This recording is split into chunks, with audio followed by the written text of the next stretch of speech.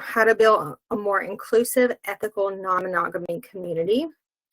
So the first thing that we want to go into is just defining the foundations of ethical non-monogamy when you are in a group like Club Amore.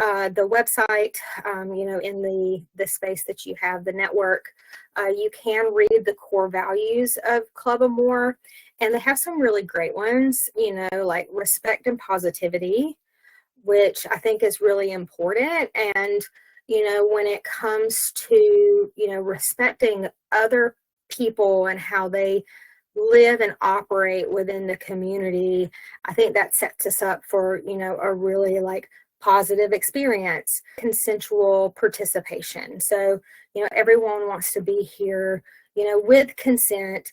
Everyone, should kind of know what's going on there.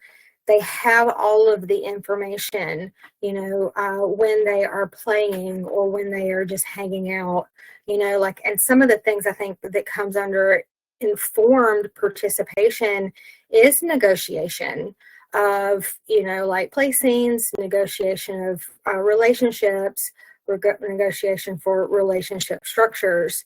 And so I think this is a really great core value. It's like, yeah, everyone is going to be here, on their, with consent, with enthusiastic, consent. But also there is this idea that we're also going to be informed, from the other folks here, of, what they would like and what their relationship structures are. And then I think also too, no divisive topics. We all have different, sets of, boundaries for our life. And so there are some topics that get really, can get, really touchy. And so I think that's also a really great one. So you have the rules, and then you have your own personal boundaries. And so this is a personal limit or condition that protects your emotional, physical, or relational well-being.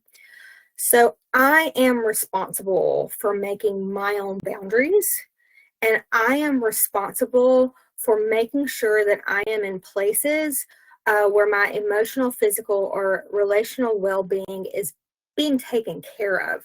And so, if I have a boundary, like, oh, I got one. I really don't like whipped cream frosting on cakes, right? And so it's like, my personal limit is if I'm having a birthday party, or even if I go to a birthday party and they have the whipped cream frosting, I'm just like, ugh.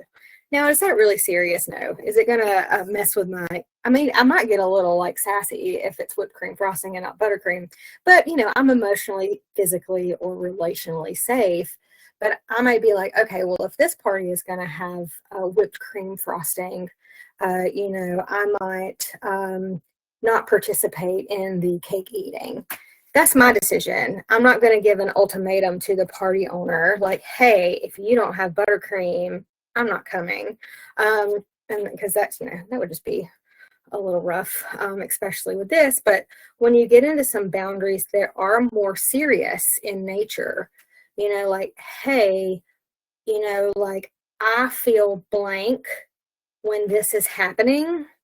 So if this continues to happen, I am going to have to make a decision for myself. That's totally different than when you say, hey, if you keep doing that, I'm out of here. If you keep doing that, you're losing me. Or if you keep doing that, we can't be friends anymore.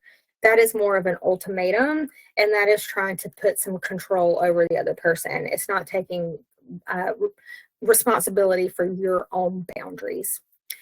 And then you have agreements.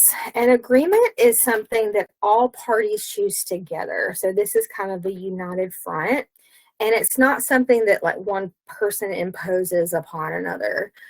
So in ethical non-monogamy, a lot of negotiation goes into agreements that couples, throuples, or polycules have in what they want their relationship or their relationship structure to look like.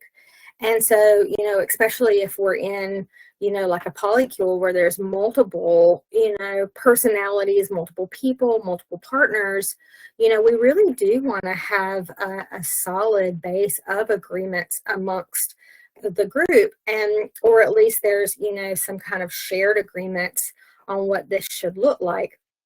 And that's where we get into the really kind of granular